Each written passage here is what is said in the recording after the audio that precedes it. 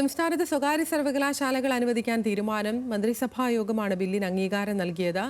ബില്ലിൽ ആശങ്ക അറിയിച്ച CPIയെ അനുനയിപ്പിച്ചാണ് തീരുമാനം. പ്രത്യേക മന്ത്രിസഭായോഗമാണ് സംസ്ഥാനത്ത് സ്വകാര്യ സർവകലാശാലകൾ സ്ഥാപിക്കുന്നതിനും അവയുടെ പ്രവർത്തനങ്ങൾ നിയന്ത്രിക്കുന്നതിനുമായി നിയമനിർമ്മാണങ്ങൾ നടത്തുന്നതിനുള്ള കരട് ബില്ല് അംഗീകരിച്ചത്. സ്പോൺസറിംഗ് ഏജൻസിക്ക് സ്വകാര്യ സർവകലാശാലയ്ക്ക് വേണ്ടി അപേക്ഷിക്കാം. 25 കോടി കോർപ്പസ് ഫണ്ട് ട്രഷറിയിൽ നിക്ഷേപിക്കണം. അധ്യാപക വൈസ് ചാൻസലർ നിയമനങ്ങളിൽ UGC സംസ്ഥാന സർക്കാർ നിർദ്ദേശങ്ങൾ പാലിക്കണം. 40% സീറ്റുകളിൽ സംവരണം ഏർപ്പെടുത്തണം എന്നിങ്ങനെയാണ് ബില്ലിൽ വ്യവസ്ഥ ചെയ്തിട്ടുള്ളത്. പട്ടികജാതി പട്ടികവർഗ വിഭാഗത്തിലെ വിദ്യാർത്ഥികൾക്ക് നിലവിലുള്ള ഫീസ് ഇളവും സ്കോളർഷിപ്പും നിലനിർത്തുമെന്നും ബില്ലിൽ വ്യക്തമാക്കുന്നു. സ്വകാര്യ സർവകലാശാലകൾക്ക് സർക്കാരിൽ നിന്ന് സാമ്പത്തിക സഹായം ഉണ്ടാകില്ല.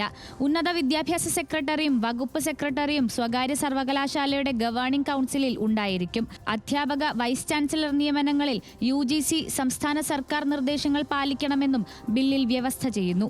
സ്വകാര്യ സർവകലാശാലകൾ വരുന്നതിൽ ആശങ്കയറിയിച്ച CPIയെ കൂടി അനുനയിപ്പിച്ചാണ് ബില്ലിന് മന്ത്രിസഭ അംഗീകാരം നൽകിയത്. CPIയുടെ എതിർപ്പിനെ തുടർന്ന് വിസിറ്റർ തസ്തിക ബില്ലിൽ നിന്ന് ഒഴിവാക്കി. മൾട്ടി ഡിസിപ്ലിനറി കോഴ്സുകൾ തുടങ്ങണമെന്ന ആവശ്യവും മന്ത്രിസഭ അംഗീകരിച്ചു. സ്വകാര്യ സർവകലാശാലകൾ വരുന്നതുമായി ബന്ധപ്പെട്ട് ഉന്നത വിദ്യാഭ്യാസ നിയമ മന്ത്രിമാർ ഗവർണറുമായി കൂടിക്കാഴ്ച നടത്തുകയും ചെയ്തു.